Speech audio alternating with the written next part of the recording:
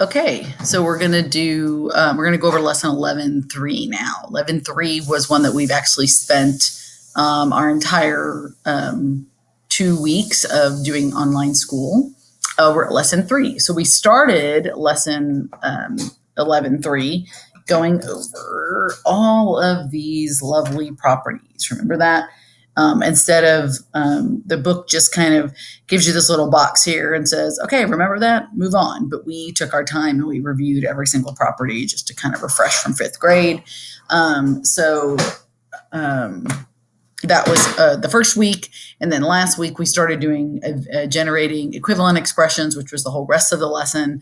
And we did that by using the distributive property most of the time, sometimes rearranging things using the commutative property, and then combining like terms to try to get a more simplified but equivalent expression. So that's ultimately what you guys have been doing. You've been starting out with big, long expressions and then simplifying them and making them as small as possible, yet they're still equivalent to the big, long expression. We just simplified them and wrote them in a simpler form, which is a good thing to do, because then when you are ready to substitute in a value for X or Y or whatever, you have this little short expression that you just plug in and multiply or divide or whatever, versus plugging in a bunch of different numbers to a big long expression. So it's important. You're going to want to learn how to simplify expressions to make them simpler. So the first part of lesson 11.3 was actually, this lesson is covered in 307 to 313. So there's a lot there again. And I know you guys, should have this in your binder, but we worked actually, I don't think we worked all of these examples. So you have extra examples that you can work. And like I said in the previous video, I'll send your parents another copy of this answer key if they want to check some more. But these were some great examples of combining like terms. And then these were examples of combining like terms. And here's some more examples of combining like terms and using the distributive property.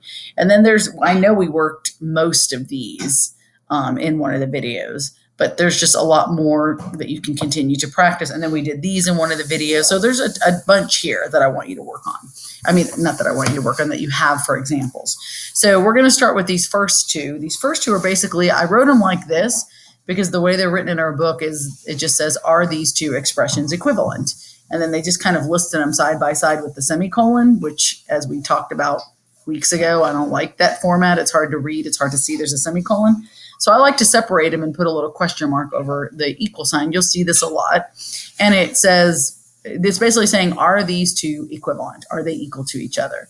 So this is already simplified as much as I can simplify it. So I'm just going to rewrite it over here. And then over here, I need to distribute the 1/2 to each of the terms inside the parentheses. So I need to take 1/2 and multiply it by 12. Okay, which 1/2 of 12 is 6, plus, use my plus sign, remember? And then I need to take 1/2 and multiply it by y, which would be 1/2 y. So is 6 plus y, is it equal to 6 plus 1/2 y? No, they are not equal. And you can just put a little slash through that to show it is not equal. They are not equivalent. Okay, again, and I didn't say this at the beginning, but you can be putting these in your math spiral if you have the pages or you want to use the pages in your math spiral, or just on scratch paper. But you need to be working these, working them with me and maybe even ahead of me, and stopping and see if you can get them before I do. Because the review isn't going to help you if you're just sitting here watching me do it. You've got to do it yourself. And then these will be there to use tomorrow, Wednesday, when you're doing the little practice quiz. Also, by the way, that last video, yes, I know the sound cut out like the last 10 seconds. I don't know what happened, but all I said was go to the bathroom, do what you need to do, and I'll see you back in a second. So I don't know what happened. My sound got all wonky the last couple of seconds. Okay, so you didn't miss anything. So please don't post a million comments telling me the sound didn't work. And my dogs are barking again. Okay, so now let's figure out if these are equivalent. Stanley, come here.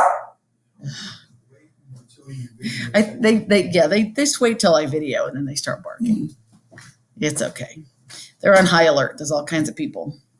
All right. So now we want to figure out if these two are equivalent. So anytime I see some kind of expression inside parentheses, and there's a number outside the parentheses, a product that I can multiply this expression by. I know that's the distributive property, so I'm going to distribute the 2 to the y and distribute the 2 to the 3.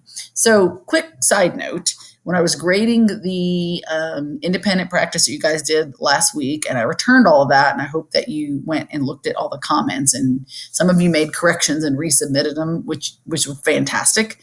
But even if you don't make corrections and resubmit them, see what you did wrong. This is the most common mistake right here, is to go 2y minus 3. Why would I not do 2y minus 3? Because most people forget to multiply the second term inside this expression with this number that's on the outside. You have to distribute it to both parts, okay?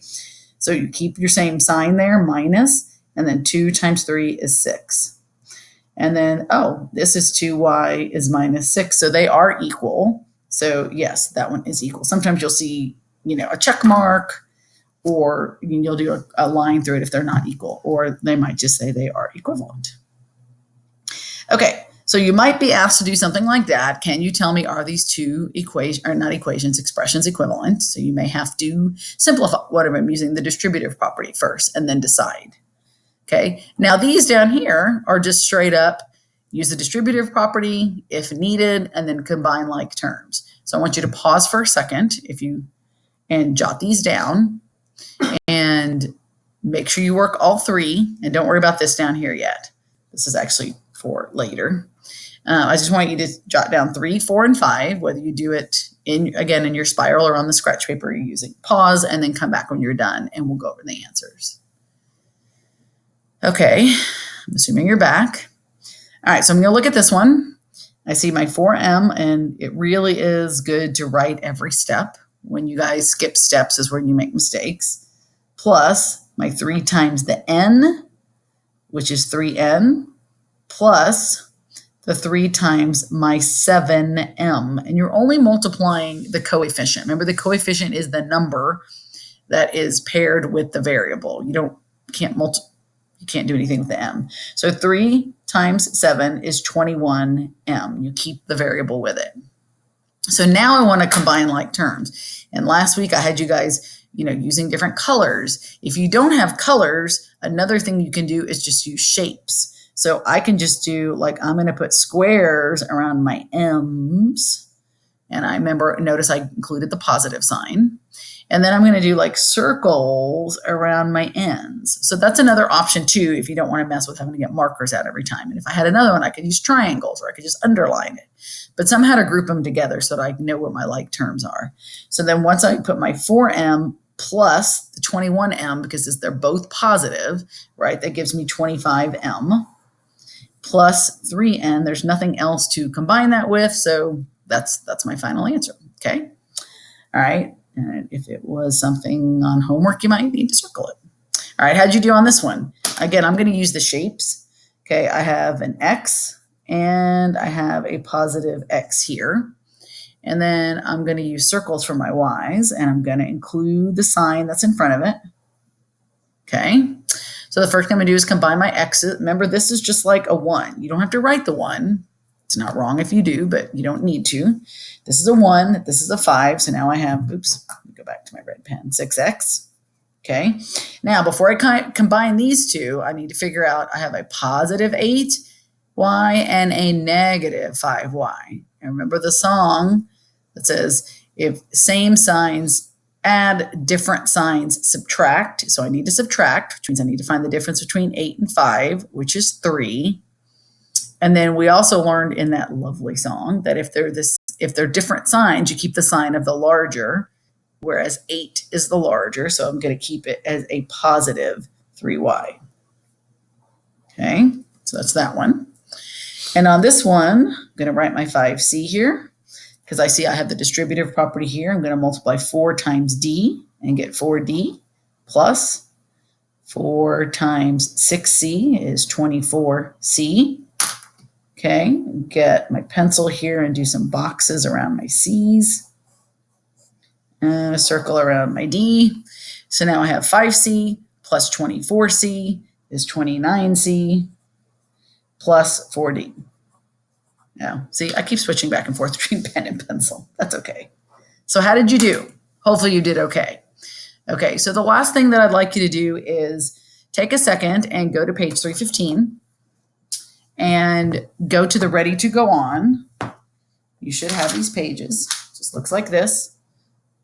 But I'm gonna not, that's the answers, so I don't want to put them up there yet.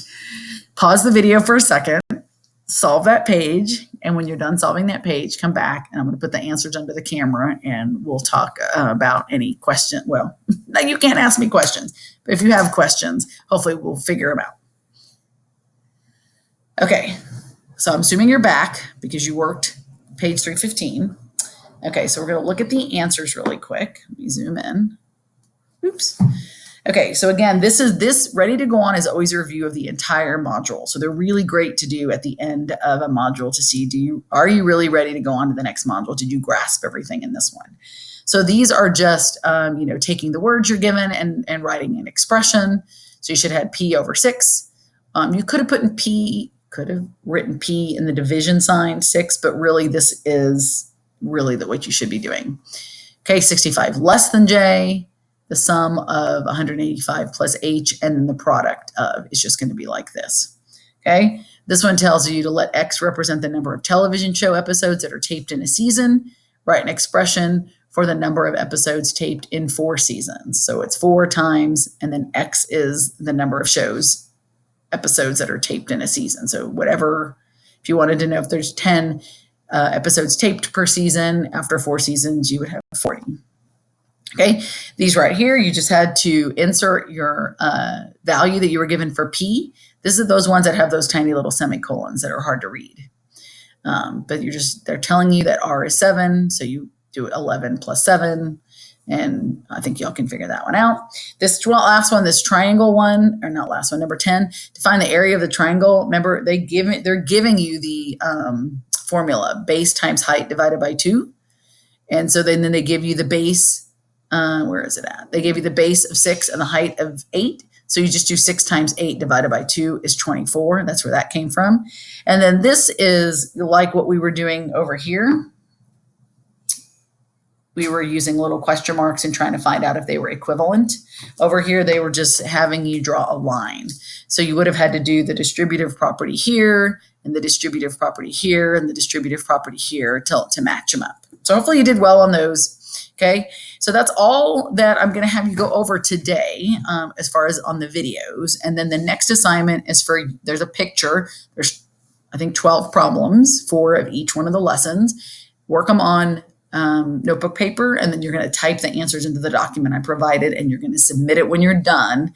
And then I'll be able to look over them really quick and then return them to you with any notes and let you know how you did. So you'll see how well you're getting this stuff and how well you're going to be ready for Thursday's quiz. All right.